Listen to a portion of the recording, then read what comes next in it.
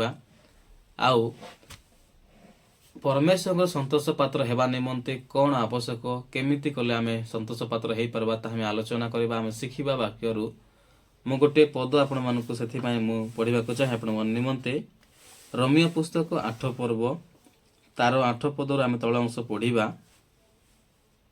Romeo पुस्तक 8 पर्व तार 8 पदर आमे तळ अंश जाय पढिबा। लेखा जाय जो माने शरीरर बसरे अछंती से माने ईश्वरंकर संतोष पात्र होई पारंती नहीं।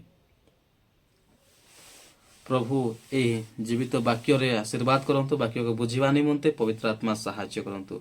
लेखा जाय मोर प्रिय माने पाउलो रोमियो मंडली को से शिक्षा दउछंती, पुणी परमेश्वर संतोष पात्र हेबा निमंते से कहउछंती जे गोटे व्यक्ति केमिति कले से ईश्वरंकर संतोष पात्र हेई पारबो।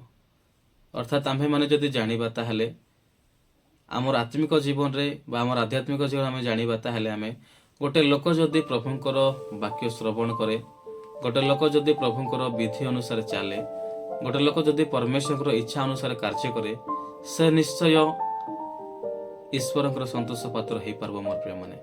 किंतु पाउलो एई जगह सुंदर भावरे से रोमियो मंडली को से कहउछंती, देखो तार 8 पर्वर 8 पद लिखा जाए जो माने शरीरर बसर अछंती से माने ईश्वरंकर संतोष पात्र होई पारंती नै। मोर प्रिय माने आजिकल हम देखि पारुछु जे हमर शरीर को शैतान तार कब्जा रे रखि अछि।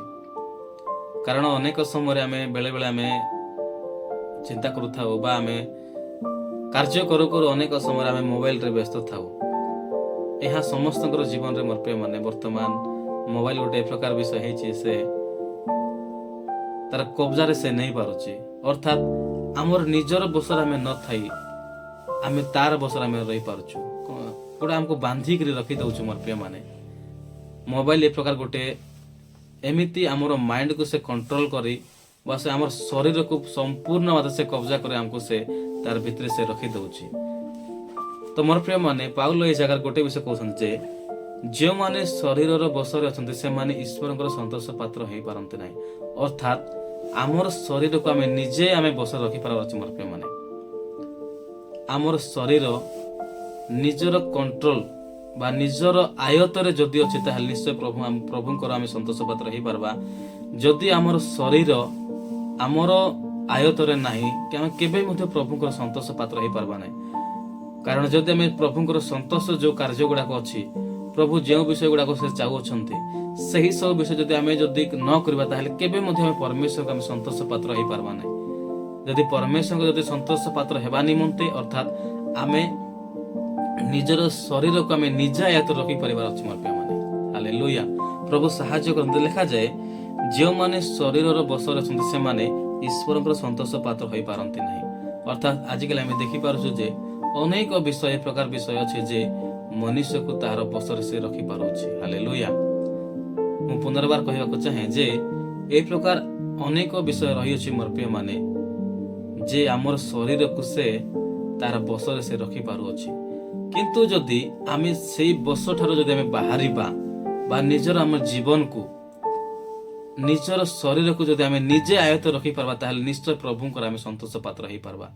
लेखा जाए पाउलो बहुत सुंदर अक्षर निमंत कहउछन से रोमियो मंडली को जो माने ईश्वरंकर संतोष पात्र जो माने शरीरर बसरे अछंती से माने केबे मध्ये ईश्वर संतोष पात्र हेई पारंते नाही। किंतु लिखा जाय ता तळ पदरे गोटे विषय किंतु ईश्वरंकर आत्मा कार आत्मा ईश्वरंकर आत्मा जदि तुम्भ मानक ठारे वास करंती ताहाले तुम्भे माने शरीरर बसरे नाहो मात्र आत्मांकर बसरे अछ। कार जदि परमेश्वरंकर आत्मा जदि आम ठारे से वास करूछंती ताहाले आमे कोन आमे शरीरर बसरे नाहु। मोर प्रिय माने मात्र आत्मांकर बसरे अछु।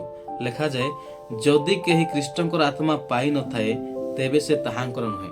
अर्थात मोर प्रिय माने मोहि समय उत्साह करिया को चाहे जे एही समय निजुक आमे पचारिबा बा विवेचना करिबा, आमे निजुक निजे आमे परीक्षा करिबा, निजुक निजे आमे देखिबा मोर प्रिय माने जे प्रभुंकर आत्मा मु प्राप्त होय अछि कि नै ताहा बड़ विषयटे मोर प्रिय माने। हालेलुया प्रभु महान परमेश्वर से आमन को अनुग्रह करंतु, वाक्य को बुझिबा निमंते परमेश्वर पवित्र आत्मा सहाय्य करंतु। लेखा जाय कोन जदि आम्भे माने परमेश्वर को आत्मा जदि आमे प्राप्त होयछु ताहेला आमे ଆତ୍ମାଙ୍କର ବଶରେ ଅଛୁ। ଆଉ ଲେଖାଯାଏ ଯଦି ସେହି ଆତ୍ମାକୁ କେହି ମଧ୍ୟ ଯଦି ପାଇନାହାନ୍ତି ତେବେ ସେ ତାହାଙ୍କର ନୁହେଁ ବୋଲି ପ୍ରକାଶ କରୁଛି ବାଇବଲ। ହାଲେଲୁୟା।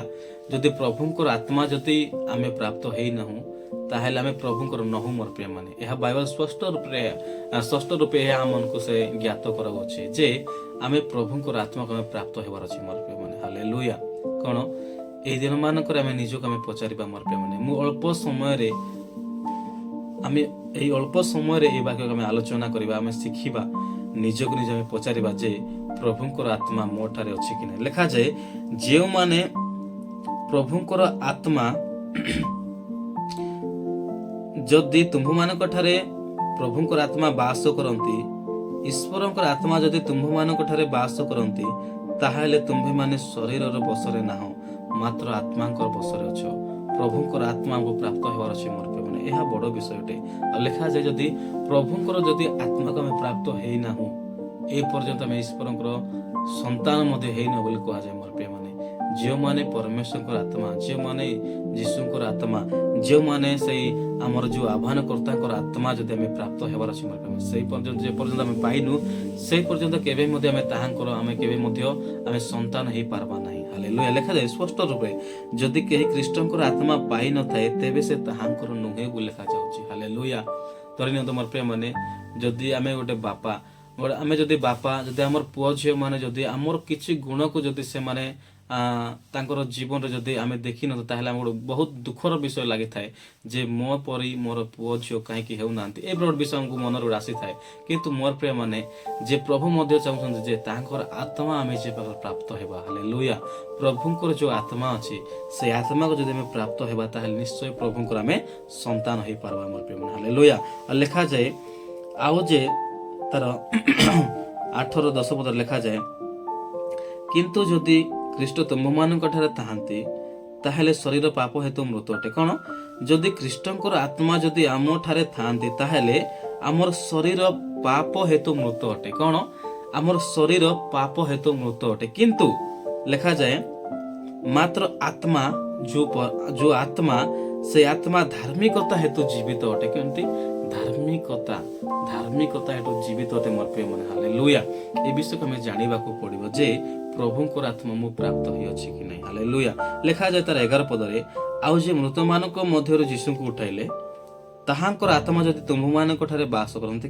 କାହାର ଆତ୍ମା ଲେଖାଯାଏ ଯେ ମୃତମାନଙ୍କ ମଧ୍ୟରୁ ଯେ ଯୀଶୁଖ୍ରୀଷ୍ଟ ଯେ ମୃତ ହେଇଥିଲେ ଆଉ ଯେତେବେଳେ ସେ ଯୀଶୁଖ୍ରୀଷ୍ଟ ଉଠାଇଲେ ଲେଖାଯାଏ ଆଉ ଯେ ମୃତମାନଙ୍କ ମଧ୍ୟରୁ ଯେ ଯୀଶୁଖ୍ରୀଷ୍ଟ ଯେତେବେଳେ ସେ ମୃତ୍ୟୁ କରିଥିବା ସମୟରେ ଯୋଉ ଆତ୍ମା ତାଙ୍କୁ ଯୋଉ ଉଠାଇଲେ ଲେଖାଯାଏ ତାହାଙ୍କର ଆତ୍ମା ଯଦି ଯେ ଯାହାର ଆତ୍ମା ଯେ ପ୍ରଭୁଙ୍କୁ ଉଠାଇ ଅଛନ୍ତି ସେ ମୃତ୍ୟୁ ଠାରୁ ଲେଖାଯାଏ ସେହି ଆତ୍ମା ଯଦି ତୁମମାନଙ୍କ ଠାରେ ବାସ କରନ୍ତି ତେବେ ଯେ ମୃତମାନଙ୍କ ମଧ୍ୟରୁ ଖ୍ରୀଷ୍ଟ ଯୀଶୁଙ୍କୁ ଉଠାଇଲେ ସେ ତୁମ୍ଭମାନଙ୍କ ଠାରେ ବାସ କରୁଥିବା ଆପଣ ଆତ୍ମାଙ୍କ ଦ୍ୱାରା। କାରଣ ଦେଖ ଯେ ଯୋଉ ଆତ୍ମା ଆମ ଠାରେ ବାସ କରୁଥିବା ଆପଣା ଆତ୍ମାଙ୍କ ଦ୍ୱାରା ତୁମ୍ଭମାନଙ୍କ ମର୍ତ୍ତ୍ୟ ଶରୀରକୁ ମଧ୍ୟ ସେ ଜୀବିତ କରିବେ। କ'ଣ ଲେଖାଯାଏ ଆମ୍ଭମାନଙ୍କ ଠାରେ ଯୋଉ ବାସ କରୁଥିବା ଆତ୍ମା ଲେଖାଯାଏ ସେଇ ପ୍ରଭୁଙ୍କର ଆତ୍ମା ତୁମ୍ଭମାନଙ୍କ ଠାରେ ବାସ କରୁଥିବା ଆପଣା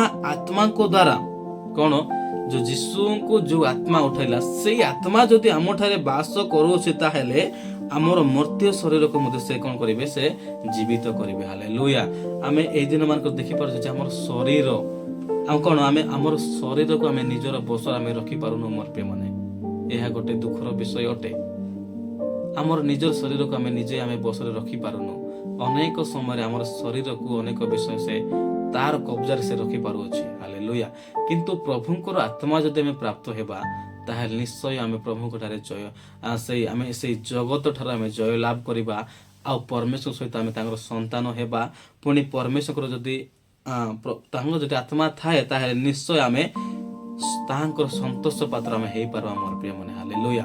ମୁଁ ଏଥି ନିମନ୍ତେ କହିବାକୁ ଚାହେଁ ଯେ ଅଳ୍ପ ସମୟରେ ପ୍ରଭୁଙ୍କର ଆତ୍ମା ଆମେ ପ୍ରାପ୍ତ ହେଇଯାଉଛୁ କି ନାହିଁ ତାହା ବଡ଼ ବିଷୟ ଅଟେ। ହାଲେଲୁୟା।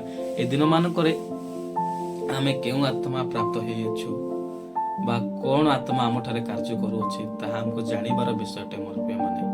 ପ୍ରେଜ୍ ଦ ଲର୍ଡ।